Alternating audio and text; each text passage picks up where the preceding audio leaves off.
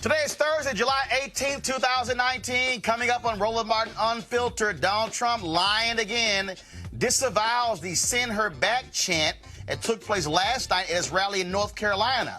But why didn't he say a damn thing when it actually happened? I'm going to unpack this whole thing for you. A Pew Research study finds that more than half of Americans say that Donald Trump has made race relations worse. But I thought they said Obama created the polarized America. We'll break it down with one of the research associates at Pew. The 5th anniversary of Eric Garner's death was yesterday. We'll talk with his mother, Gwen Carr, today on Roland Martin Unfiltered. And social media has been on the fire. A student at Morehouse College alleges that a university employee has sexually assaulted him. Other young black men say them too.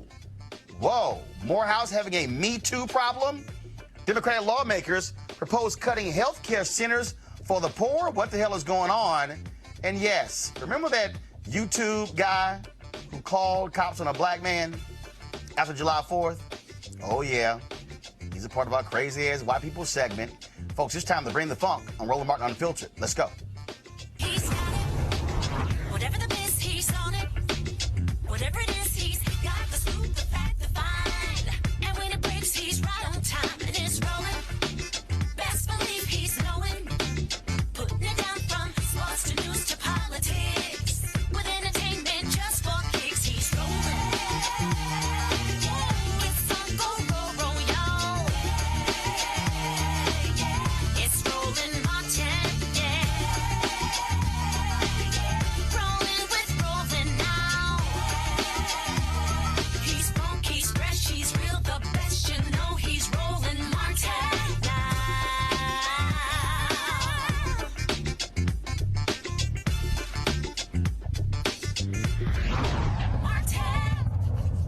All right, folks, Donald Trump being the man who black people always knew who he was. That's why I used the hashtag we tried to tell you.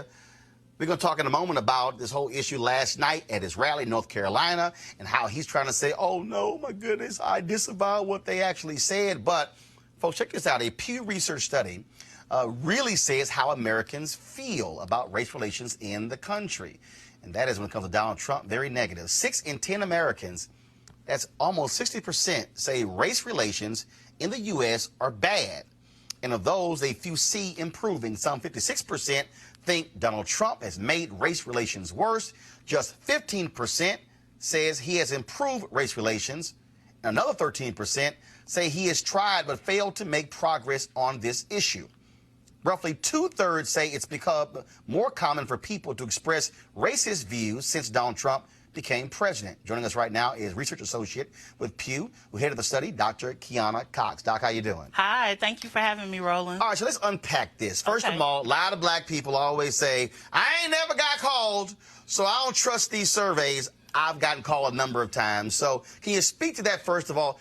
How did you actually conduct this study? Sure. So at the Pew Research Center, we have something known as our American Trends Panel. And we work really hard at the center to make sure that we recruit a nationally representative panel that we actually maintain and keep in contact with. And for example, if you're somebody who doesn't have the internet, a lot of our polling is online. We'll provide you with internet and a tablet. And so we really work hard to make sure that we can get a nationally representative sample, along with making sure that people actually have access to be able to take our surveys. So these are rigorous methods, a nationally representative sample that we keep in constant contact with, and a panel that we actually maintain. All right, so let's unpack in terms of what this study revealed in terms of how folks feel. Was there a difference between when Obama was president and Trump becomes president? Absolutely. So what we see in our studies, and both of these questions were asked at the beginning of 2019. So just for some contrast, this isn't old versus new data, right? So what we see now is that about, as you mentioned earlier, about 60% of Americans say that since his election, Donald Trump has made race relations worse. And as compared to Barack Obama, where only 25% of Americans said that Obama made race relations worse. So 56% say Donald Trump has made it worse versus 25% who say Obama has made it worse. Yes, and these were both studies conducted at the beginning of 2019. Do you break down Democrat, Republican, or is it just Americans And if so, Yeah. how does that break down? We break down. So one of the things that we found across this study is that in general, African Americans tend to stand out as saying, as in terms of broad majority, saying that Donald Trump has said things that has made race worse. And also a majority of whites say this too. But what's interesting is that when whites are Democrats and when they have bachelor's degrees, their views tend to align even more with blacks. So we could, for lack of a better phrase, Okay. smarter white folks versus the white folks with just a high school diploma. Whites with bachelor's degrees. Smarter white people. So that's just that's how I break the That's data Roland's down. opinion. That's how I break the data down. And that's important because when you look at who Donald Trump is really speaking to, he's speaking to that non-college audience. And when we talk about those numbers, what does it look like? I mean, how stark is it? So, for example, generally when we look at sort of partisan splits, especially among whites, when it comes to a lot of these racial attitudes, speaking broadly, we tend to see a 60-40 split. So around 60% of white Democrats will lean more towards the patterns that we see for African Americans, whereas 40% or less of white Republicans would lean towards the opposite opinion. Now, again, that's a broad swath of these. For certain areas, those percentages are actually even more stark when we look at different areas. What about Latinos? Latinos are interesting because when it comes to issues of racial discrimination, Latinos fall more in line with African Americans. But if you ask Latinos, for example, has being Latino helped or hurt your ability to get ahead in the United States, 44% of them will say neither one. Being Latino hasn't helped or hurt me. But the other difference that people also don't understand is you have white Hispanics and non-white Hispanics. Right, right. And so it's interesting, in our surveys, we allow people to self-identify Right. in terms of race. And so if Hispanics are also identify as white, they'll still be counted in our survey as Hispanic. So we haven't been able just yet to unpack sort of white versus black Hispanic. It's very interesting, again, when you look at the data in terms of this. Trump loves talking about polls. This is one he never wants to talk about. And are there any specific things that have happened that people have said, this is why I feel that way? Charlottesville or anything else? Well, we didn't specifically ask about particular events, but sort of the touchstone that we asked about was, since Donald Trump has been elected, what are these things? So we mentioned earlier, since he's been elected, a majority of Americans feel that race relations have gotten worse. Since he's been elected, a majority of Americans also feel that it's more acceptable to say racist things openly and publicly. And then a little less than half of Americans also say that it's more common to say these things. So we didn't ask about specific events like Charlottesville or any of the Black Lives Matter protests, etc., but we did sort of peg this from the beginning of his election up until the point that they took the survey, and that's what they were assessing. Dr. Greg Carr, Chair, Department of Afro-American Studies, Howard University. You got a question? Yeah, well, first of all, congratulations, Dr. Cox. Thank you. Great report. Something I read near the end, and we'll be using this certainly in the fall when school starts again, this question of people identifying with their race. One of the subtexts in your study really emphasized the invisibility of whiteness. How white folks really don't see how their race, they see how their race plays, but when they identify it, very few, it seemed to me, I would have expected, very few white people said, I identify strongly as white. How do you read that? I think, well, what we have, so there are shares of, so one of the things that's really interesting when we ask about racial identity importance in our data is that across the board, a lot of our measures strengthen when we take into account racial identity, even for whites. So even if there's a smaller share of whites than comparatively blacks or Hispanics, once you take into account racial identity, for whites, we see sort of ideas about discrimination strengthen, ideas about sort of the state of the country strengthen. So though racial identity, education, and partisanship or party, all of those things tend to play into sort of disparities among whites. So it's interesting because last week I did a piece on linked fate, which was the extent to which people feel as if, I feel like you heard that term before. Yes. Which is the extent to which people feel as if what happens to other races will impact their lives. And one of the things that we see in that study, again, is that when you have whites who have bachelor's degrees and who are Democrats, their linked fate, or the extent to which they feel like people of color, what happens to them will impact them, increases. Interesting. All right. Wow. Kiana Cox, Pew, I appreciate it. Thanks a lot. Thank you. All right, folks, let's talk about last night where you pretty much had a Klan rally taking place in North Carolina. Donald Trump, the rally was supposed to be on the same night Robert Mueller was going to testify before Congress. That was delayed a week, but it still continued. This is what took place last night in North Carolina when Trump spoke. And obviously and importantly, Omar has a history of launching vicious anti-Semitic screeds.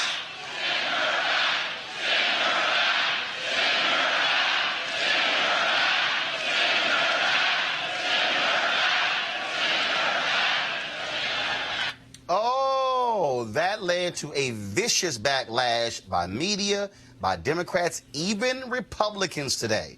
There was a meeting today between Republicans in Congress and Vice President Mike Pence. They made it clear that that was not good for the Republican Party.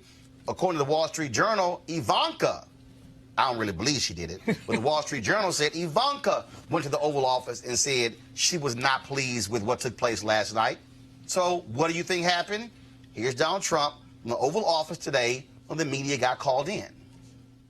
Yes. And Mr. President, if I may, when your supporters last night were chanting, send her back, why didn't you stop them? Why didn't you ask them to stop saying that? Well, number one, I think I did. I started speaking very quickly. It really was a loud, I disagree with it, by the way, but it was quite a chant, and I felt a little bit badly about it.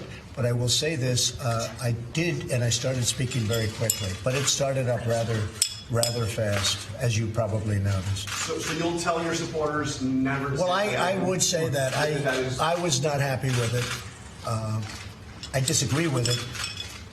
But again, I didn't say that. They did, but I disagree with it. But they were echoing what you said in your first tweet, that they need to go back. Well, I don't think if you examine it, I don't think you'll find that, but I disagree with it. Anybody else? Why did you? That was quite interesting because he said he spoke rather quickly. We're going to play for you again exactly what happened at the rally. Press play. And obviously and importantly, Omar has a history of launching vicious anti-Semitic screeds.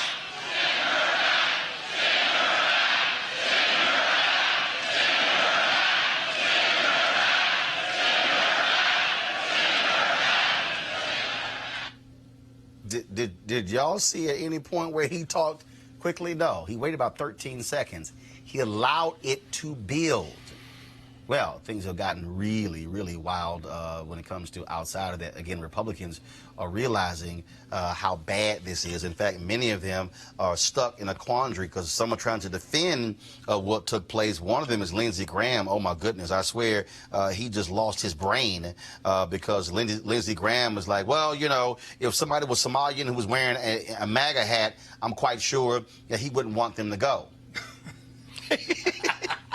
Why you make that face? No, that's literally what they are saying. It is laughable to see what is taking place by them. And again, other Republicans, keep in mind, when the House voted on the resolution condemning his racist tweet, 4 Republicans and 1 independent, Justin Amash, who used to be a Republican, voted with the Democrats.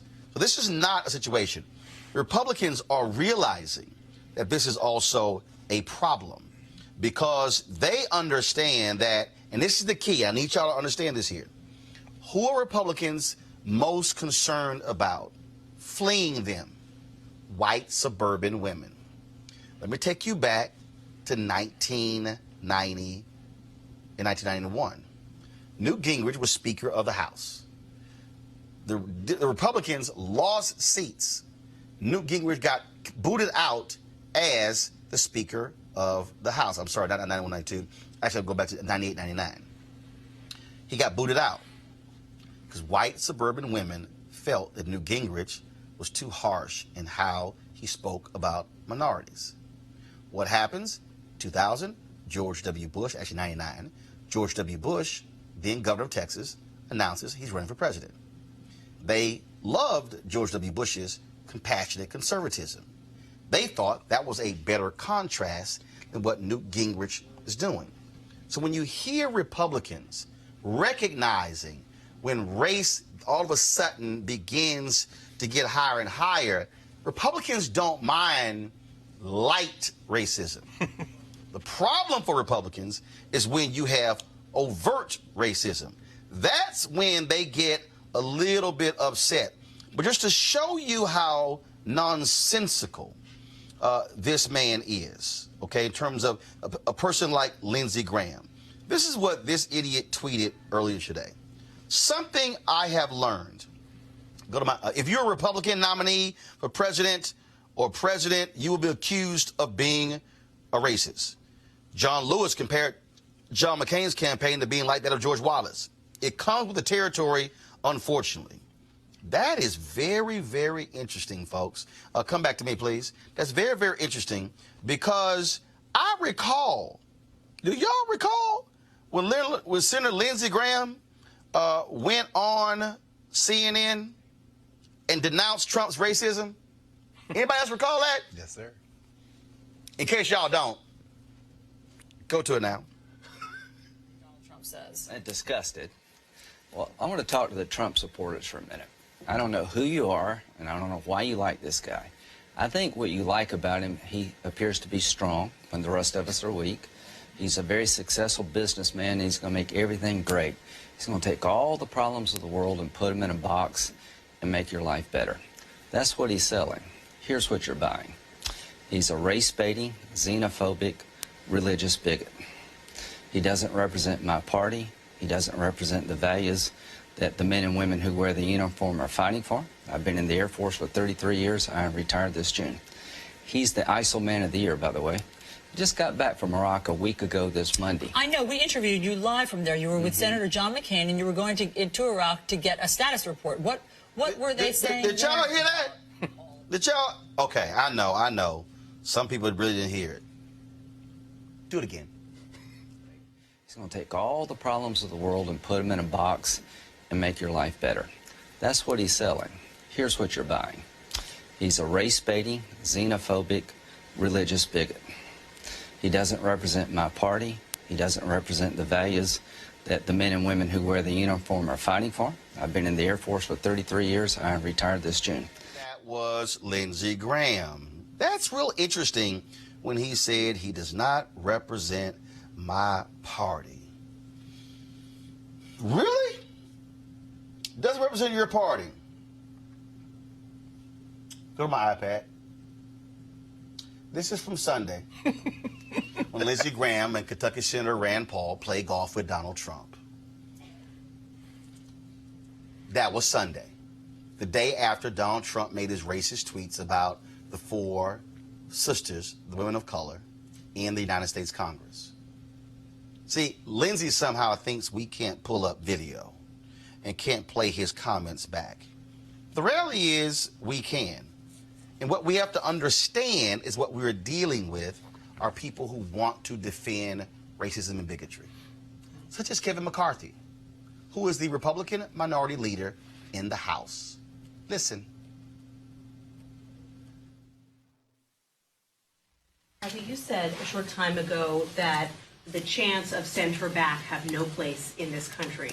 So why is it a problem when people chant it, but not when the president tweets it? The president clarified very clearly that he did not tell somebody. He talked about the love of this country. No, he said they should go back to he where they clarified came from. inside his tweet, if you want to read the clarification of his tweet, he talked about the love of this country and said, if you don't love this country, you can leave. That's a fundamental difference. And that's what the president is talking about. You really think these lawmakers don't love their country? I didn't say they didn't love their country. They But have the all the rights of their president country the same way. The president did not name the individual. He said, if you do not like this country, you can leave. But the president talked about building on this economy, making it stronger. There's a clear difference in this. And you watched, I didn't get to see the rally, but I saw a clip. The president didn't join in any chant like that. And I think it's really wrong that you would even challenge this president when you look at the First Lady is foreign-born as well. So I think the question is now debate. Yes. Leader McCarthy, last night as we were hearing these chants, the president just stood there. He didn't intervene. The president moved on with his speech. But if there is no place for these chants, as you said, does the president have a responsibility to cut this out? For those who were at the event, and I was not, I didn't see it, but I did talk to somebody there, he said it was a small group off to the side. What the president did, the president did not join in, the president moved on. He moved on about a speech about a country and the things that are building and right. That's what the president did. Has it become so far that you want to dislike the president so much you're going to accuse him of trying to do something he did not do? From the places that he moved on in the speech, he never joined in it, and you want to try to hold him accountable for what something in a big audience? Are you going to hold him accountable, too, for whatever any protesters or something else does it? I think that's an unfair position. And he has no responsibility to turn to his supporters and say, that's not fair. What he did in his responsibility was right. He moved on to make them stop in the process. That's exactly what the president did, and the president talked about the greatness of this country. Is that what he did? It was a small group off to the right. Press play. And obviously and importantly, Omar has a history of launching vicious anti-Semitic screeds.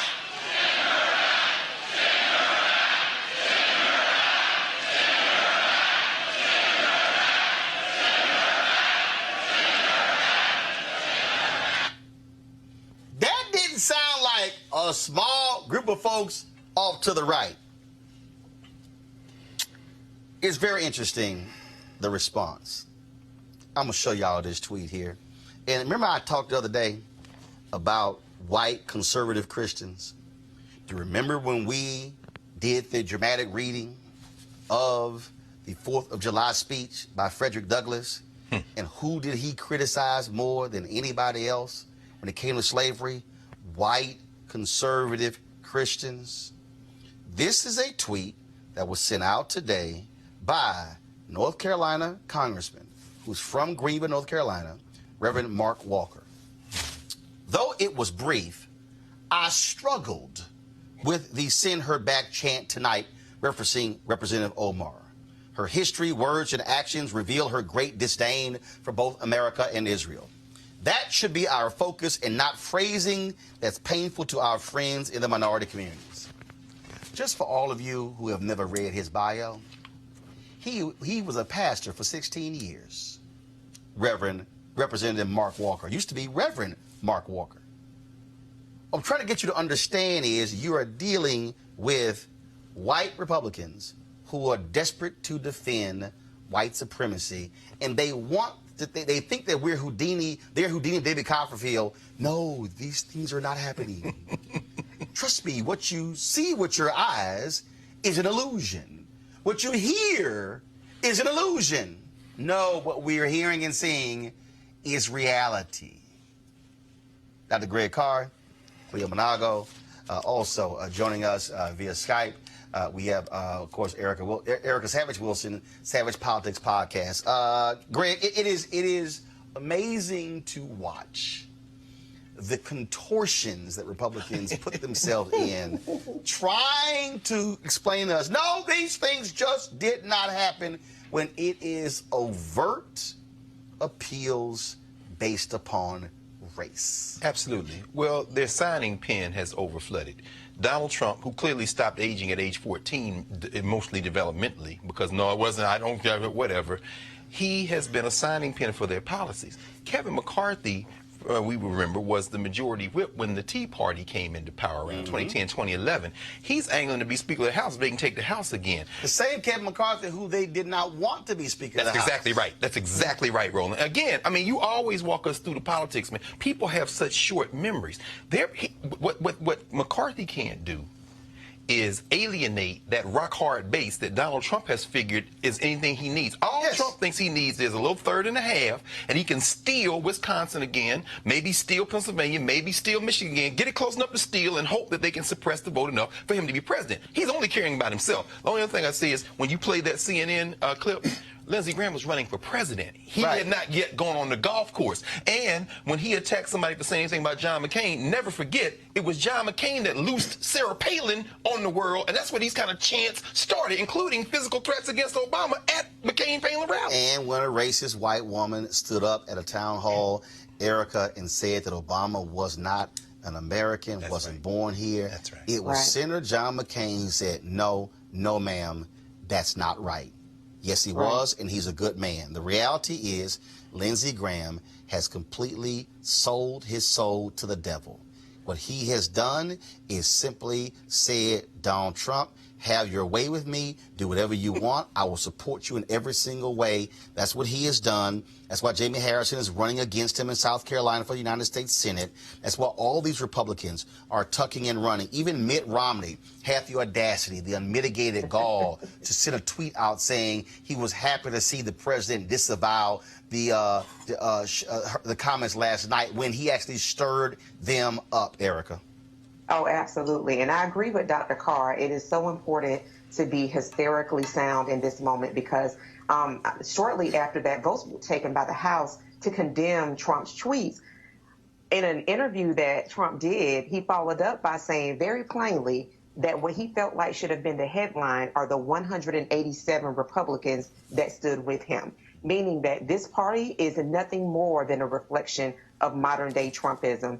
And which is, from what we saw with that rally that happened in Greenville the other night, this is a modern-day Klan rally, which is held together usually by people who are in some level of enforcement. That would usually be chiefs of police and sheriffs. Well, this time it is the actual president of the United States who, when we pan out and we look at what you shared with the audience, you not only see people who are of the boomer generation, you're also seeing people who are millennials, folks who are just coming into the world, young people. So I think that all of that is very important as we continue to move forward, condemning what is the obviously and plainly stating the truth on every front. Cleo, there are some people who are probably watching saying, why are you giving him so much attention? I am laying all of this out because what we are doing is what mainstream media will not do. What we are doing is showing the direct link between comments, between policy, between agenda, and not just for re-election in 2020. Today, people don't understand.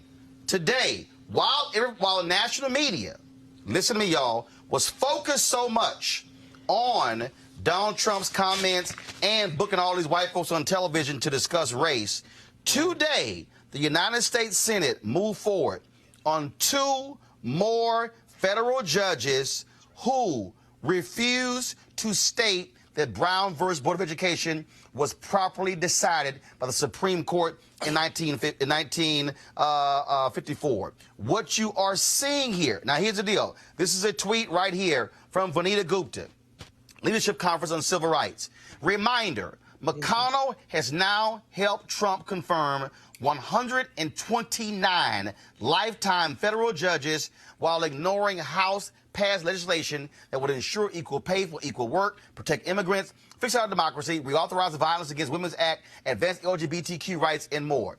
The bottom line, Cleo, is I'm trying to get people to understand these folks are not playing.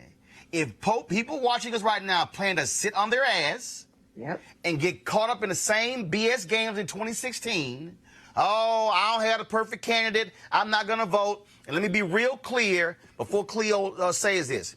All of y'all watching who say, Roland, you're trying to get folks to vote Democrat can kiss my ass. There are 2 parties running. Right. There's Trump and there's Democrats. I don't care how you feel. Y'all can run with that Jill Stein BS like in 2016. Y'all can holler, wish there was a third party. Ain't one. Nope. Right. You're going to have 2 choices, Cleo, and they are hell-bent. If that man gets reelected, by the end of 4 years, he likely will have appointed upwards of 50% of all appeals court federal judges. And how many more on SCOTUS do you think? That's policy. He's going to get Ginsburg. Cleo, go ahead. I'm sorry. Of that, all you just said. Whatever you want to talk about. You address. But I think it's important to reiterate something and this just came out of what you just said. I have to say something else earlier. Is that? Hold on one second. We got an issue with your microphone. In fact, so come on, let's fix it. And again, does it work? Hold up. I think it was buried. So can you hear him now? Okay, we got you now. You got it buried. Go ahead. Okay. I do a lot of conversating with black folks across the country. I'm sure we all do. So I'm not saying I'm the only one that does. I got you. And it's important, Roland, that the Democratic Party pull out at some point some substantial issues that people can grab to. It's not going to be powerful. It's going to be a very weak position to say vote against Trump, and that be the mantra. The Democratic Party has to have some specific legislation, a specific agenda for people to pay attention to it.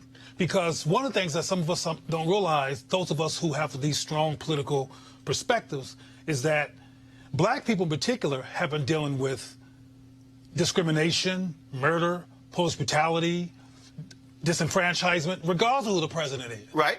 So there's a lot of black people who feel like, I'm not saying I agree. I got it. Who feel like it don't matter who the president is.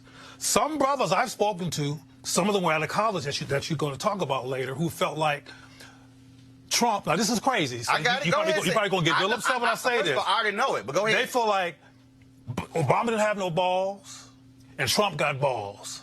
Since being a black man is not working for me in this society, I'm going to vote for balls. Even though what they don't realize is Trump is actually trying to cut your balls off. Well, I agree with that. But here's a piece. Here's a piece. But see, we got to deal with what is going to be broad. Right. No. But here's the point. What's going to be broad from the federal? But here's the point. Here's the point why I'm laying this stuff out on a daily basis in this way. Is that the federal judiciary? Yes, sir. Is an agenda. That's right. Absolutely. Because if you are black, come on, brother, and you want to file a racial discrimination lawsuit, that's right, and a class action lawsuit, and it gets filed in federal court, and they kick it out, as a federal judge. And Roland, that kind of information is what needs to be broken down instead of telling people to kiss your ass. No. Hold on. I'm doing both. Because hold on. Don't do both. No, Cleo. Do that part. No, I have to do both. Here's why I have to do both. Because what I'm trying to get people to understand is that people are sitting here going, you're saying vote Democrat. No. What I am saying is that you better look at this thing and realize that your so-called interests are not predicated solely on who is in the House or the Senate. That's right. This is a three-leg government. Judicial. Come on, brother. Federal bench, Supreme Court. Legislative, House, Senate. Executive, White House, President. Whoever's in the White House then determines the judiciary. That's right. Absolutely. You can have 100 black members of Congress. You can have 100 Maxine Waters. You can have, matter of fact, there are 435 House members. You can have 435 Maxine Waters. Right. You can have as many as you want. That's right. But if they are in control of the federal courts, laws passed can be declared unconstitutional. Right now, federal judges, right as we speak, federal judges are determining whether the Affordable Care Act is unconstitutional. That's right. Federal judges are determining the laws that are unconstitutional. Everybody forget the Supreme Court invalidated the campaign finance law. That's right. McCain-Feingold. That's right. The Supreme Court said that giving was free speech and invalidated the law. But Roland, what seems to be frustrating you is that people don't understand. No. What's frustrating me? No. We're doing our job. Right. You are. No. What's frustrating me is that people are getting caught up on what's on MSNBC, right. CNN, Fox, all the rest of the networks, and not listening to places that are unpacking. And let me go ahead and say this. They are listening to certain black people who declare themselves new black media, who have a singular focus, who are not tying the dots and connecting these things. And I'm trying to get us not to be stuck in, well, he tough, he's strong, and so I know he's full of it, but I'm voting for strength. Yeah, you voting for a modern-day Bull Connor who wants to bash your head in, Greg. Who's going to put a judge on the bench? Let's put it where, as your colleague Joe Madison would say, let's put it where the ghosts can get it. Oh, I like this guy. He got some balls. Okay, do you like that judge that just gave you discretionary court-supervised probation after you've done your sentence because that drug charge is a federal drug charge because you was smoking weed on federal property? Do you like that judge that got put on the bench that's going to run you from now on because he has or she has the discretion to extend your capture past the time you served your sentence? Our people have to understand that federal judiciary.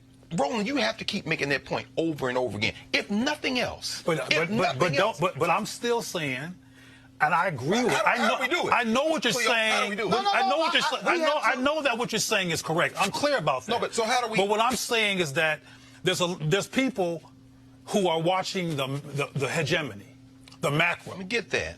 And who are influenced by the macro. They're watching the soap opera. They ain't know nothing about no hegemony. Well, I'm saying that to you. You know what I mean by that. WWF, which is called CNN and MSNBC. Right. But so how do we move them to think? Well, first of all, we move them to think by what you did, in my opinion, when you broke down the bare facts and all the elements of 2 = 4, and what has an outcome that we want to avoid is what people need to hear. People also need to hear what you said earlier about the fact that the mainstream press is not covering it. No. Even though the mainstream press, let me finish this, please. I got it. The mainstream press is being very seductive. They're acting like they care about what's the president's name? No, they care about the entertainment. They're acting like they care about the Trump is racist. And oh my God, now CNN is racist as hell. And you know that. They're infrastructurally racist. But acting like now, oh my God, he's so racist. And they're playing us and getting our attention off of people like yourself in terms of comparison. And so I don't want us to get mad at black people for being. Wait, let me finish this one thought. I'm not getting mad at black people. What I'm getting mad at are folks who are caught up in superficial, who are not paying attention, and the folks who are deliberately, let me be real clear, because see, we got to understand, there are black folks who are deliberately misleading black people. That's true. See, here's my deal. If you want to come at me on the facts. Come at me on what I say. Who's deliberately misleading? I'm not disagreeing. I'm asking the question. Who is deliberately misleading black people? Black people know who that is. Democrats and Republicans are the same. For example, there's a radical. I won't say radical. I hate to use that word, but there are black people who would say that. Now, in a minute, we're going to hear from Ms. Carr. We're going to hear from Eric Garner's mother. Right. The fact that the president appoints the attorney general, this toady William Barr. Remember that Eric Holder was like, we got to charge this guy, and there was a real fight going on in the Department of Justice.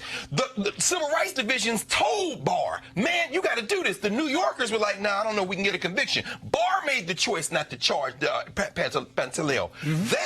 That's where our people need to understand.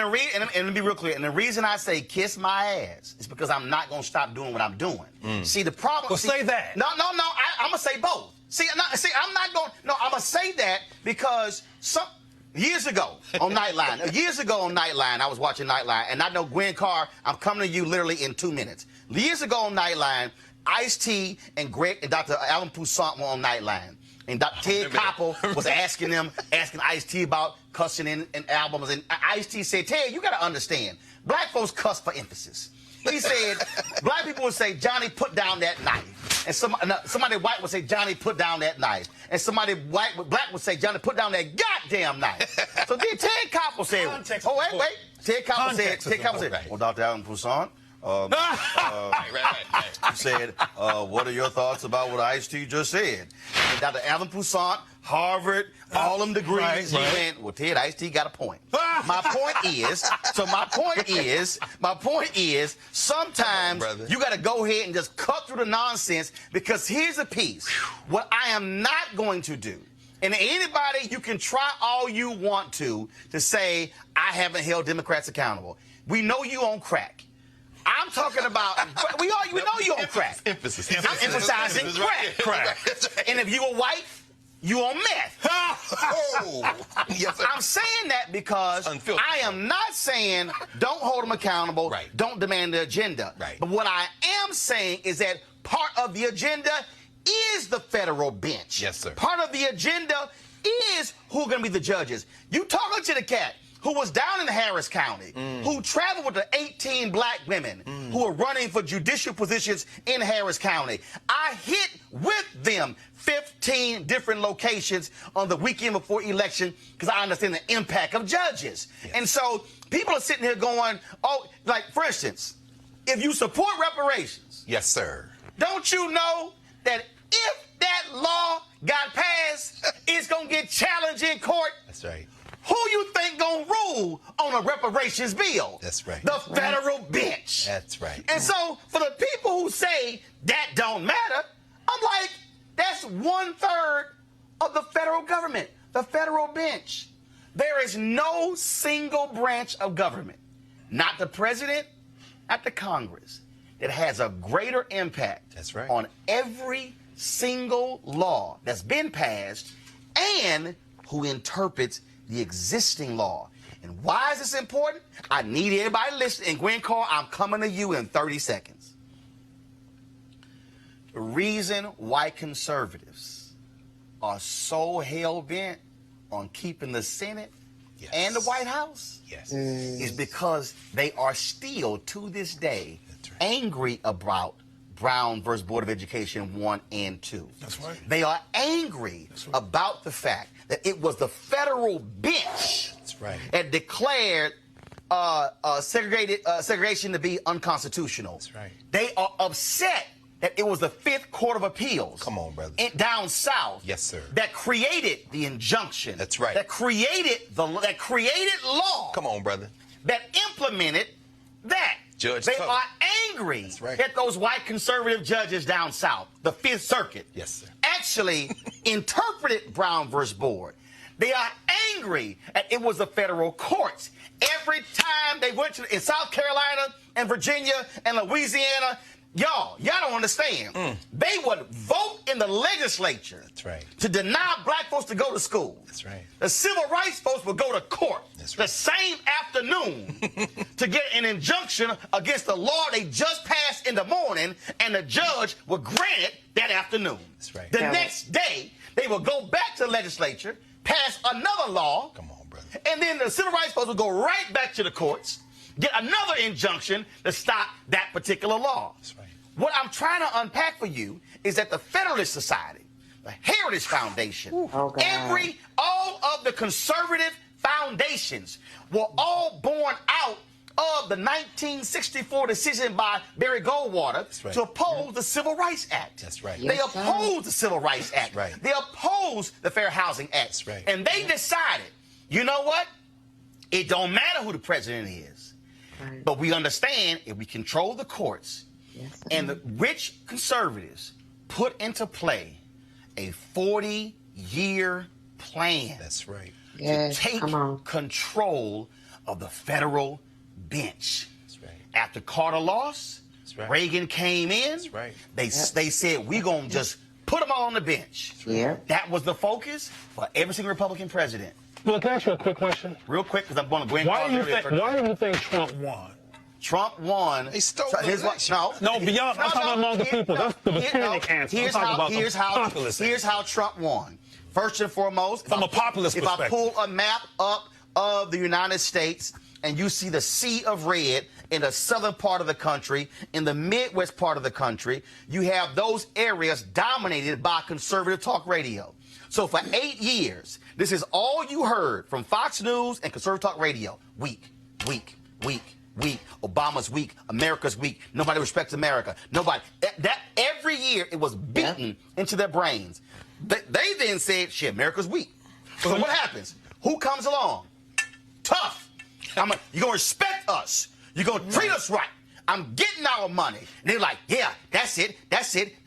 He the man. Okay, yeah, I know he sexually assaults women, but I don't care. So he the man. And so, just like in the Bible, when the people said we want a king, oh wow, that's and God said, y'all don't need a king, you got me. The people said, no, God, we want a king. God said, okay, I'm going to give y'all Saul. And Saul was the most handsome and the tallest out of all of Jesse's children. But the people didn't realize his ass was evil. And then after they got Saul, they were like, no, God, can you save him? God like, no, y'all wanted a king. Well, let me just America say this. right now wanted a king. Well, let me just say this. And them white folks got a king. Trump is not tall and handsome. Well, I know that. But one thing that I remember on your show when we was on TV1, and I kept saying Trump got 30 seconds. Trump gonna win because Gwen is what Trump did and what we need to do too. Trump affirmed and when they needed affirmation after Obama because they were scared by a black person looking more relevant and more powerful than what they were told he was supposed to be, and the white supremacy myth was being dismantled and they needed it replenished. He was affirming them. Yes. They needed to be affirmed. Yes. And they said, we affirm. Yes. Black people need to be affirmed too. Okay, we got to be affirmed too, and that's what I'm trying to do. What I'm saying is this here. We're going to have the conversation. But we also, first of all, let me just here. We are far more smarter and far more clear than those Simple Simons. Because, you know, Simple Simons, literally. You are. No, Cleo. The Pew No, they are. Look what Dr. The Pew study we just did broke it down. The more education white people got, the more they think like black Mama people. is here. That'll tell you right there. When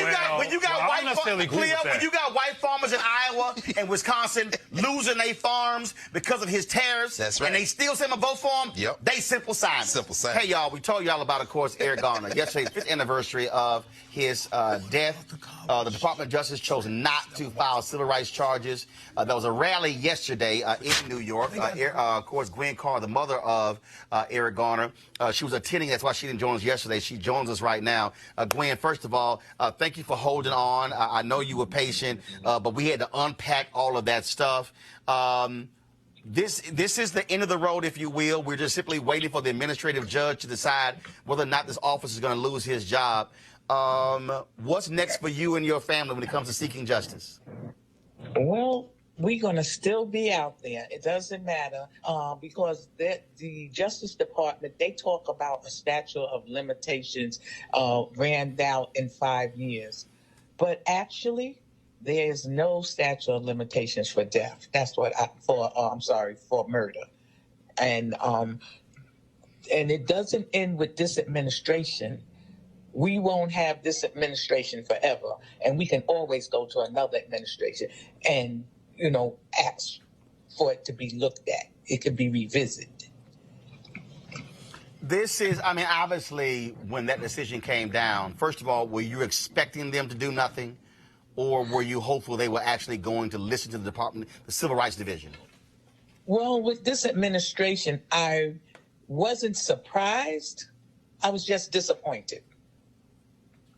Because we still live in a country called America, and there should be justice where justice is due. And, you know, we didn't get any accountability from the police officer. And not only Pantaleo, there was others who should have been fired also. But they did nothing but turn their heads. And the only ones that went to jail was Ramsey Otto, the one who took the video, the only person who's in jail. Again, New York has dragged their feet. They have not moved on this officer. Finally, we're waiting to hear from this judge. And I think we got to call out the city leadership in New York. In fact, this guy has been on the job, getting raises, getting more than 6-figure salary for 5 years after he killed your son. Yes, a raise every year, padding the payroll, padding the pension, because he wasn't even vested when he murdered my son. But now he's vested, he's making overtime. See, they're preparing him so if he does lose his job, he's still set for life. Gwen Carr, it's always good to talk to you. We're going to keep standing with you and demanding justice. Thank you. Gwen, I appreciate it. Thank you so very much. Oh, you're welcome. I want to go back to, of course, we talked about the Pew story. We talked about, of course, what took place there.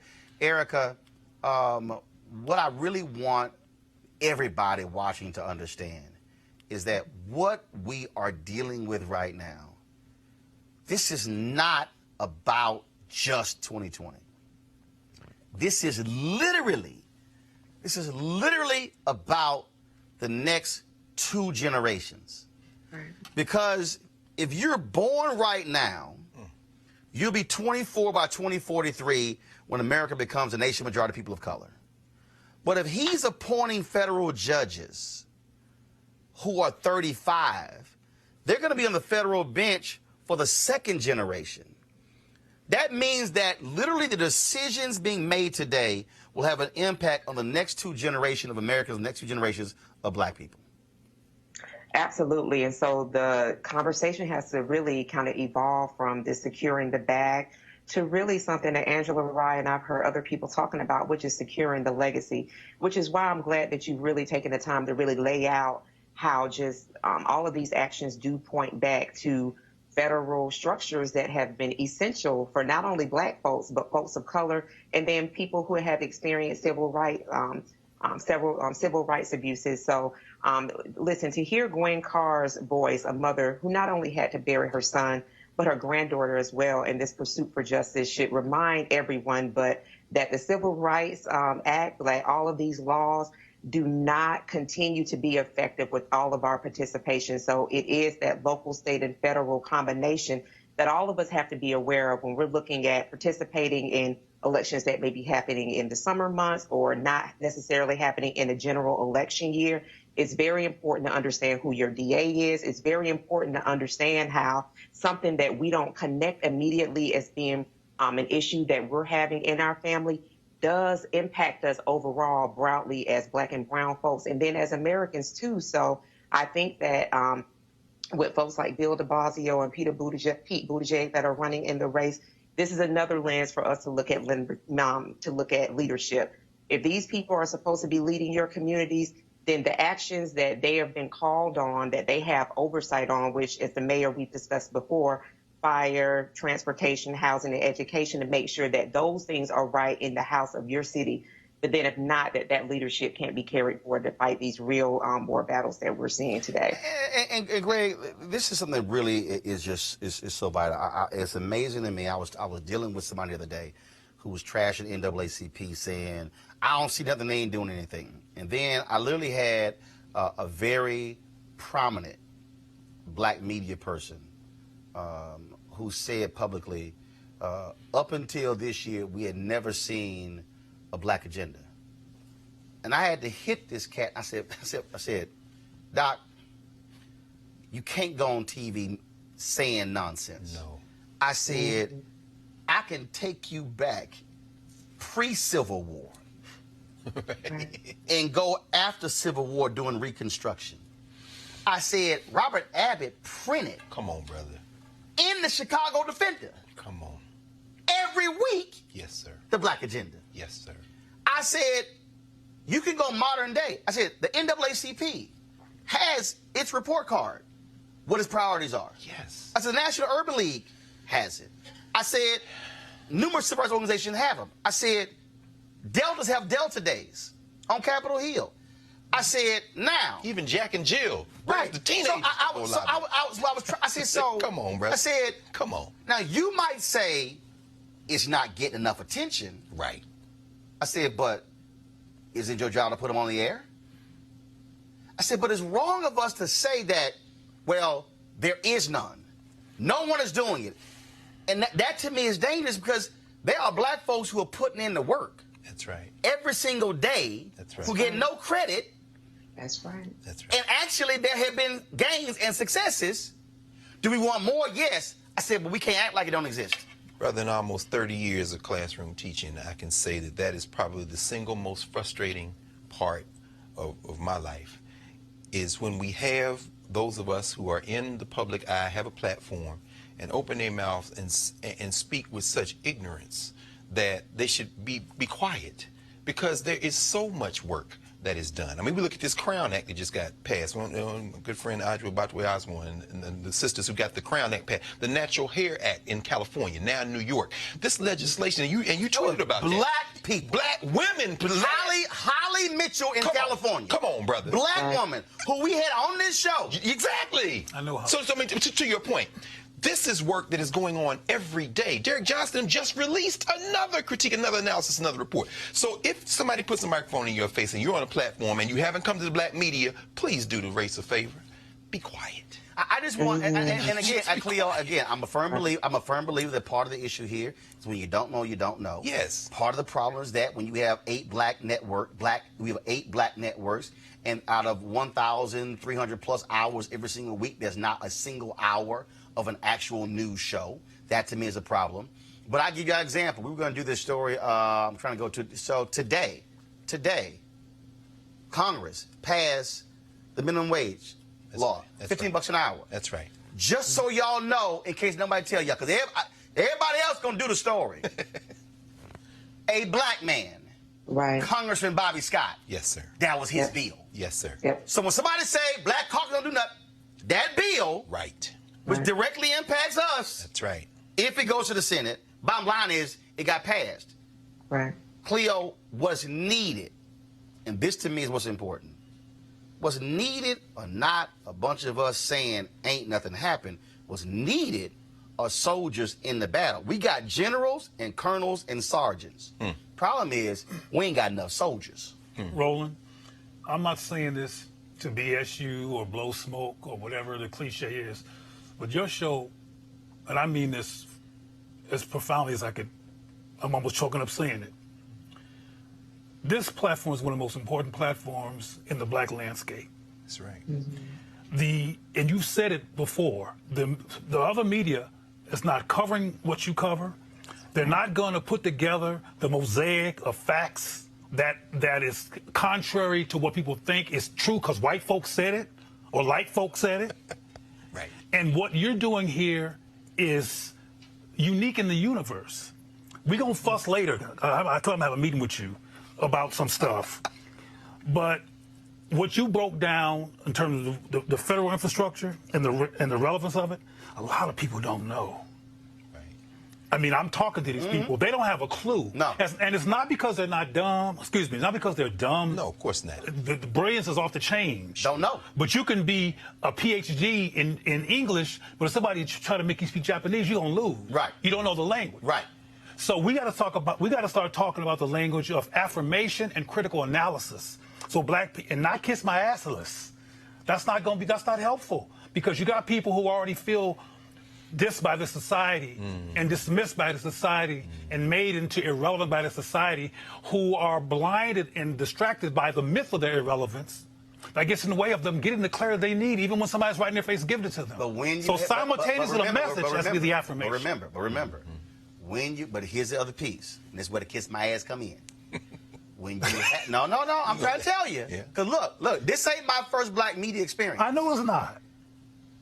When you have other black people who purposely want to silence black voices. Absolutely. Because of the game. My goodness. That's the real deal. My goodness. What black people have better understand, and all you got to do, remember, Skip Gates just broke it down in that Reconstruction documentary, and we talked about it on the show. It was a black man, a single black man who was a delegate at their conference in Mississippi in the late 1800s, where they voted to deny voting rights to black folks. He had financial interest. They saw him as the solo Negro, and he said, I agree with y'all, black folks shouldn't have the right to vote. What I'm saying to y'all is, if you a hater who thinks you're going to stop me from talking, you done lost your mind. Y'all can kiss my ass. And I'm going to say that over and over and over again because... Not over and over. No, I'm going to fine. Don't kiss my ass, go to hell. How's that? And I'm going to say that because... Who are you telling to go to hell? No. The haters who listen. See, when you hit dog will holler. You're going to see them holler in about 2 hours. Hit dog will holler. The point is this here.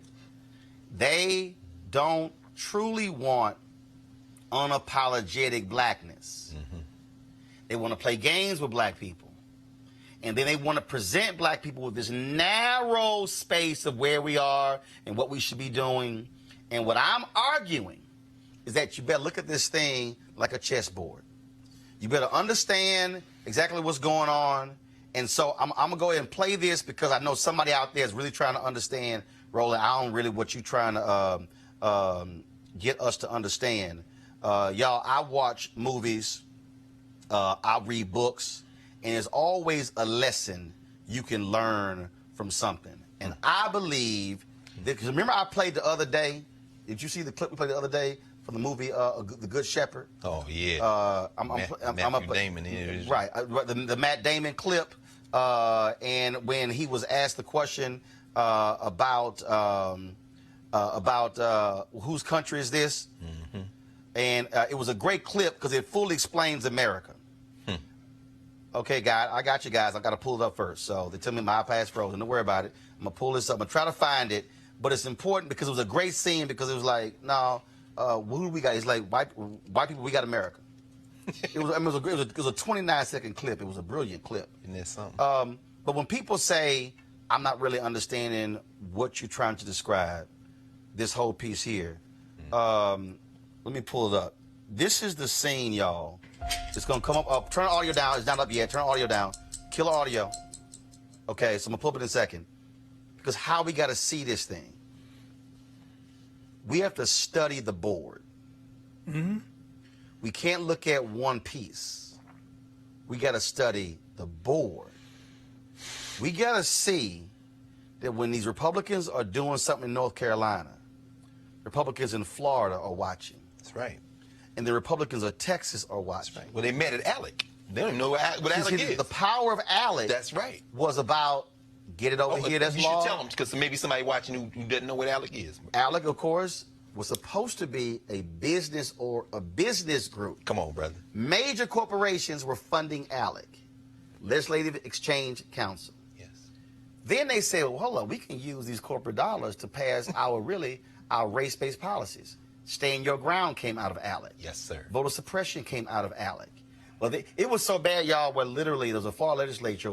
He actually copy and pasted the email from the ALEC person, put it right in the bill, hit print, and they went, dog, you left the top of the email in. We know who sent you the bill. It was the actual language. And so what they're doing is, and see, I told y'all a decade ago, see, the other people who were talking on CNN weren't seeing it. I told y'all after Obama law in 2010, when Republicans took over legislatures, what was going to happen. The shift about abortion was going to shift from the Capitol to the states. Yep. Yes. The shift over the Civil Rights Act and voting rights was going to shift from the Capitol to the states. They understand gerrymandering case is all about state control. The Constitution enumerates two rights. If it ain't in the Constitution, then it's a state law. 10th Amendment. Y'all, that's basic ass civics. Come on, brother. So what you don't understand is we keep clamoring for people to have something happen in Congress. No. States' rights. Yes, sir. The most fundamental thing about the U.S. Constitution was states' rights. Slavery was about states' rights. Civil War, states' rights in slavery. Whatever the federal government does not stipulate in the Constitution, the states completely control it. You can holler all you want to about voting. Those are states' rights, which is why if you're in Ohio, you got to get off your ass and support Alicia Reese, who is trying to get a ballot initiative in Ohio to make the right to vote the law in Ohio. Yes. Every 2 to 4 years, we got to go to court. We suing people. We talking about closing of hours of voting locations. But if you make the right to vote a state law, they can't mess with it because it's the law. That's right. That's the chessboard. That's right. So here's the scene right here that I'm trying to explain to y'all. Press play. Mate is 4 moves from the position in front of you. Don't move until you figure it out in your head. Don't look to me for a hint. I can't do it without moving the pieces. Yes, you can. Clear the lines of men in your head, one at a time, and the king will be left standing alone, like a guy on a street corner. Here, I'll make it easier for you.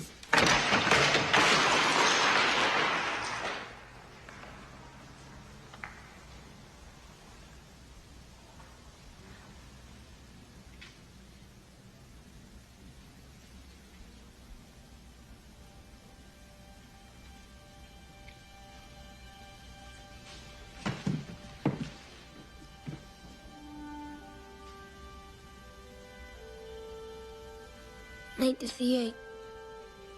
Yes.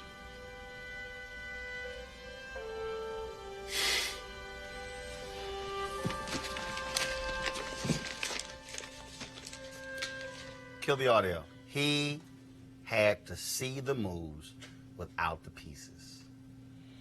Too many of us are focused on the pieces. What's ironic about this, Roland, you know, Dr. Welsing used to talk about the chessboard as a metaphor all the time. Yes, she did. And there's a 14-year-old kid out of Baltimore who just became a national champ. Talk about it on the show. But I bet you, but I shouldn't say I bet you, because I don't know the young man. But it's highly likely he might not even know who he is, though he can play the hell out of some chess. But he might not even have any political literacy or self-conceptual literacy as a person of African descent, historically and contemporarily in the society, but he can play the hell out of some chess.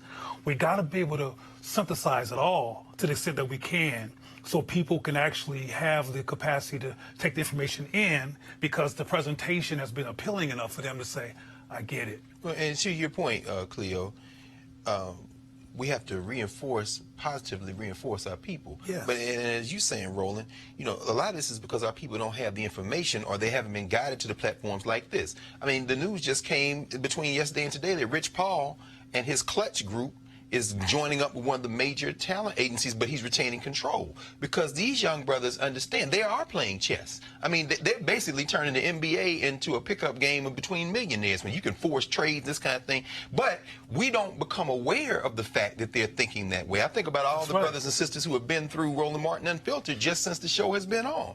I mean, we start talking about they're thinking that way, but what this platform does is exposed to our people that we are thinking that way, so we can begin to connect those dots. Absolutely. There's nothing more important. I mean, if we are not careful, as you said, if Trump wins re-election, and he has now thrown, his political strategy is, I'm going to use my clan base and try to steal this election. That's why Republicans, but if he wins re-election, John Paul Stevens just died day before yesterday, 99 years old.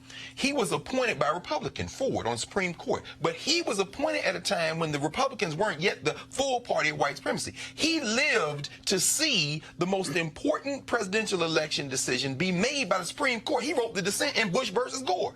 He said, you know, this is where this thing is going. He went from a conservative to a liberal on a bench because the Republicans have said, we are going to be the home of white supremacy.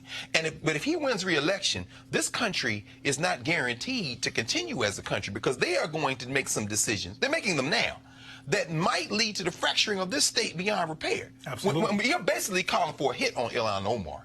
That's basically what they're doing at this point. Absolutely. I mean, so this, and he said, I'm going to call Ocasio-Cortez. This is patriarchy. This is white supremacy. But anyway, I mean, the point is, this platform will help us. Erica, I need us to see the board without the pieces. Okay, she's not there? Okay, I thought Erica was there. We got to see the board without the pieces. And we have to understand, folks, what is going on here. I am not talking about the next 2 years. No. I'm telling you, I called this in 2009. We are living in the age of white minority resistance. That's right. They believe, based upon the future, that they are the minority. Everything that they're doing is based upon we're the minority. That's right. Every single thing is about we're the minority. I said the other day, and this is, again, chess. Why do they hate Alexandria Ocasio-Cortez? Break this down, brother. And Rashida Tlaib. Yes, sir. And Ayanna Pressley and Ilhan Omar. Why do they hate a Latina? Come on. A Muslim woman? That's right. A black woman? And a Muslim immigrant? Because that is the future of America. That's right, brother. And what they don't like is the view. See, I need y'all to go deeper. Come on, brother. When Trump talks about their view, how they see America, it's because we are not white. We don't see America the way they do. That's right. They see America as apple pie and love and the flag and the national anthem, and we're the greatest, the baddest. God loves us more than anybody else. That's how they see us. But we have experienced the real America. They celebrate the America that's on paper, yes, sir. not the America in reality. Yes, sir. You should leave. I'm going to find the clip. We're going to play it tomorrow. Harry Belafonte answered the question, and I asked him, you love the French Riviera. Why do you stay here? Y'all, to the people in the control room, go to my Harry Belafonte interview, the second one we did when I talked to him about Colin Kaepernick, have it for tomorrow's show. I'm going to break down for y'all why we don't leave. It is because black people have actually said, we're going to make America be a nation it is on paper. MLK said it. Other folks have said it. But what they are fearful of, y'all, is that we view the America differently than they do, which means the norms and the values and the customs and all these things are now going to change. Don't take down Confederate statues. Come on. Why? Those are a celebration of white symbols, people who lost. Traitors. Because they don't, and so what's the concern? Because they don't want us actually having power to actually take the symbols down. That's right. Because if we gain power and take the symbols down, then we are now redefining what America is. Why is that important? Us redefining what America is? Because if we redefine what America is, then we are now defining America through our eyes, as opposed to how America has been defined and through their eyes since 1776. See, that's what's really going on here. And so why did they oppose diversity in corporate America? Because they needed it to be defined a certain way. Yesterday, we talked about this corporate standard of how your hair should look and how you should dress. Now, I called it a white standard. I got pushback from some black folks on my panel. But that's a white standard. It's a white standard. Okay? It was a white standard at IBM. You must have a blue a blue suit, a red tie, a white or light blue shirt, and a certain pair of pants. Can't have flashy shoes. White standard. Why do you think all of a sudden, y'all, they got problems that we have now redefined corporate culture? Remember when they now instituted Dress Down Friday?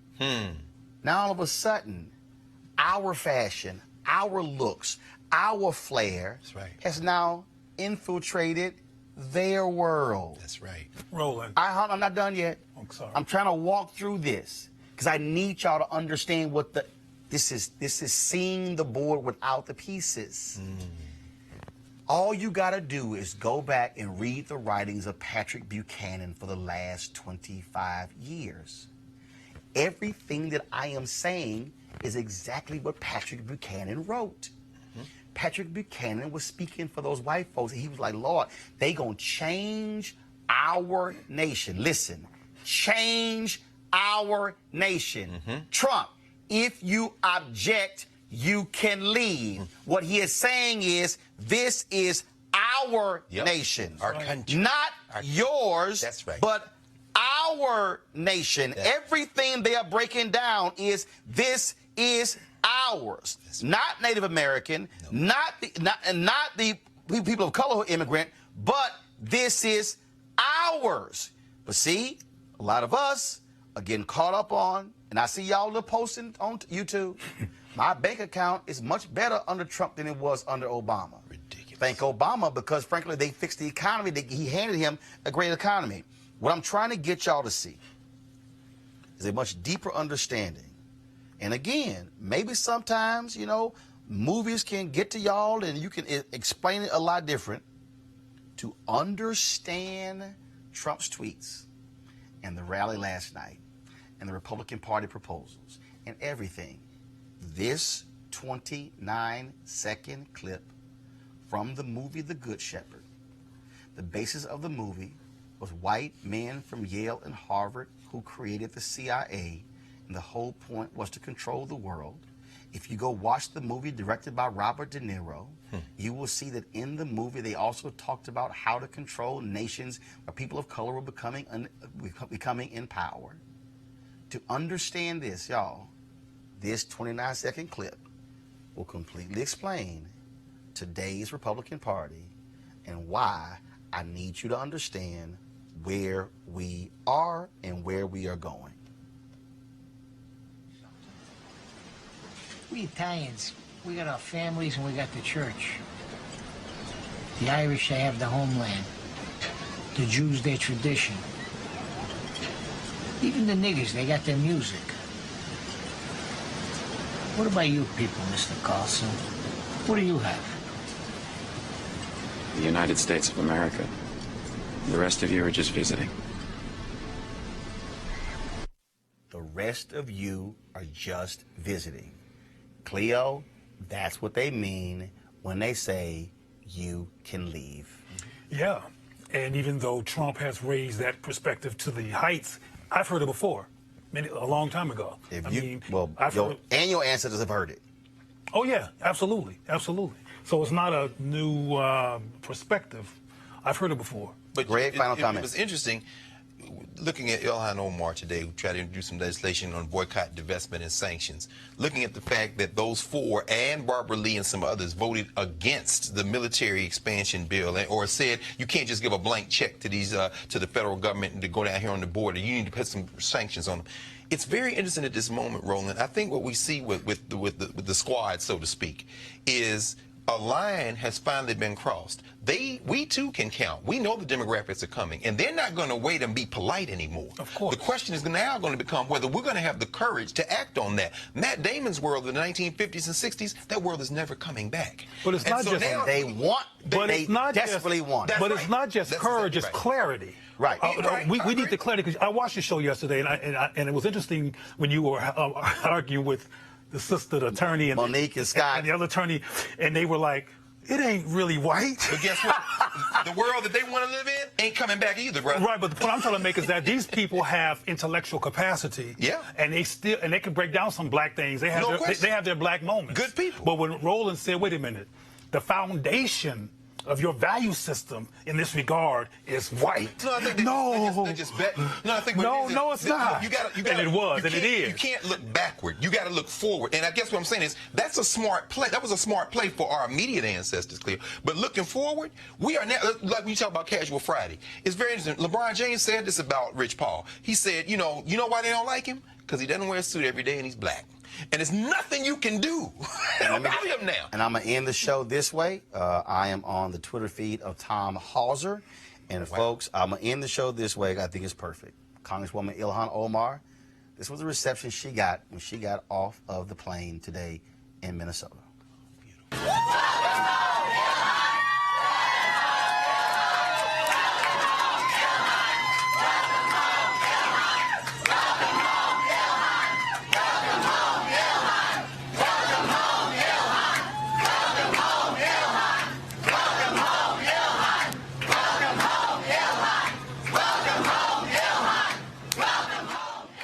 And also, according to Tom Hauser, he posted this. This was her actually speaking to the folks there. We are going to continue to be a nightmare to this president. His policies are a nightmare to us. And we are not deterred. We are not frightened. We are ready. You back? That is it. We have some other stuff we want to get to, but look, we allowed that to go on. I know I went way over time, but I certainly appreciate everybody for staying. Erica, thank you very much for joining us. She had to go, but thank you so very much. I want to thank all of you. So I got to say this, and again, y'all hear me talk about this on the show. And I had somebody who came to me. He said, "Man, I'm surprised people have not responded the way I thought." Had a friend of mine. He asked me how many folks we have donated to the show, and he said, "Oh, I would have thought you would have had 50,000 by now." I said, "No, we've had about 3,000." And I said our goal was to have 20,000 in our first year to join our Bring the Funk fan club, donating about $50 each to join our fan club. And I said, we appreciate everybody who's given. The only way this can continue to be independent is if it is self-funded. And self-funded doesn't just mean coming out of my pocket. I mean, that's been self-funded to the tune of about $250,000. But it also means that in order for us to continue, it has to happen. I told you last week the Chicago Defender printed their last issue. The reason the Chicago Defender was powerful was because black folks bought the paper. Let me repeat that. Black folks in 1905, when Robert Abbott founded the paper, at the kitchen table of his landlady. He did not publish it for free. Black folks bought it. When it connected with Pullman car porters and then had distributed all across the South, it was sold all across. Why does that matter? Because that's what funded Ethel Payne. That's what funded Chuck Stone. That's what funded Louis Martin. The funding of the Chicago Defender is what allowed John Senstack to send Louis Martin to Detroit to open and launch the Michigan Chronicle. The first black newspaper, Freedom's Journal, March of 1827, said in its lead editorial, you've heard me say it, we wish to plead our own cause to long have others spoken for us. I'll add an addendum, and we got to pay for it. Yes. We need you to support this show. Right now, I've got 400. Here's the deal. I got 429 people right now who are watching us on Facebook. Right now on YouTube, there are 1,670 folks who are watching us on YouTube. If I pull up Periscope right now, and I'll pull up, I just want to give a sense of what I'm talking about. We probably have more than 100 folks who are watching us on Periscope right now. And so what that means is that literally in excess of 2,000 people are watching.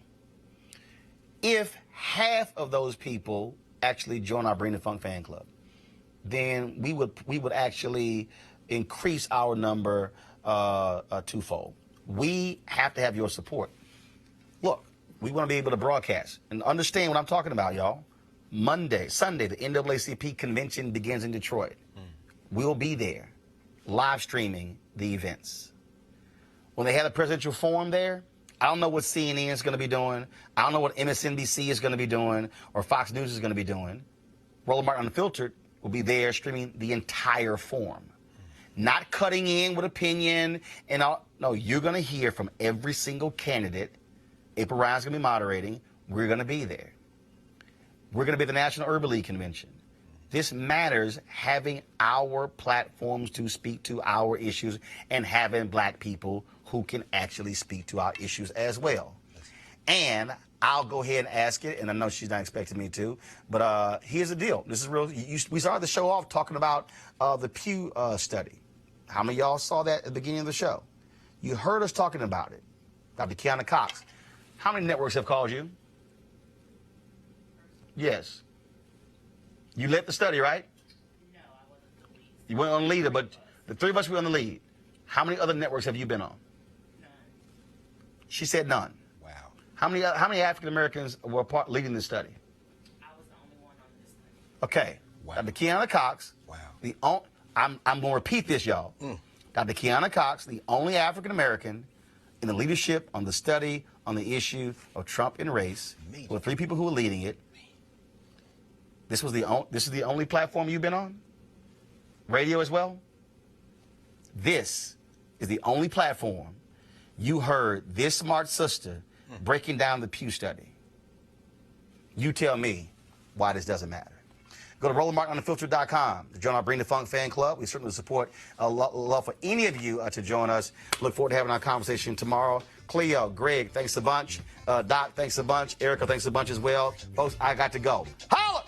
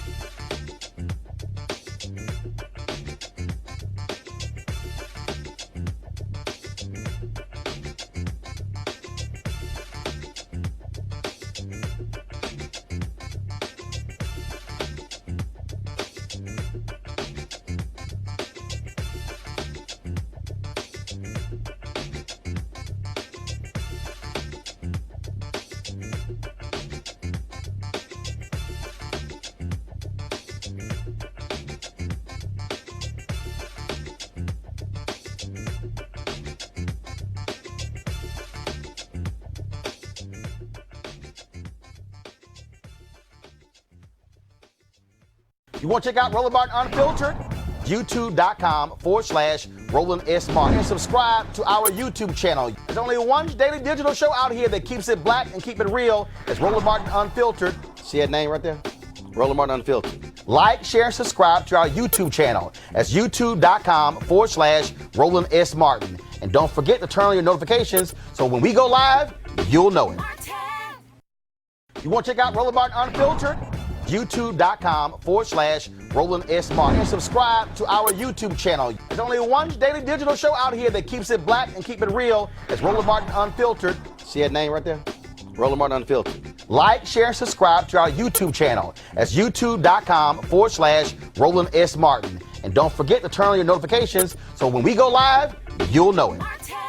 You want to support Roland Martin Unfiltered? Be sure to join our Bring the Funk fan club. Every dollar that you give to us supports our daily digital show. There's only one daily digital show out here that keeps it black and keep it real. As Roland Martin Unfiltered. Support the Roland Martin Unfiltered daily digital show by going to RolandMartinUnfiltered.com. Our goal is to get 20,000 of our fans contributing $50 each for the whole year. You can make this possible. RolandMartinUnfiltered.com.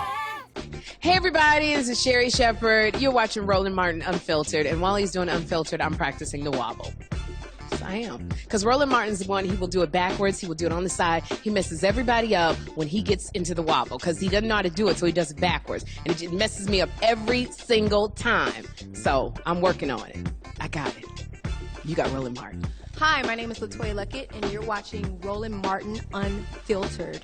What's going on, everybody? It's your boy Mac Wiles, and you are watching Roland Martin Unfiltered. What's up, y'all? It's Ryan Destiny, and you're watching Roland Martin Unfiltered. What up, Lana Well, and you are watching Roland Martin Unfiltered.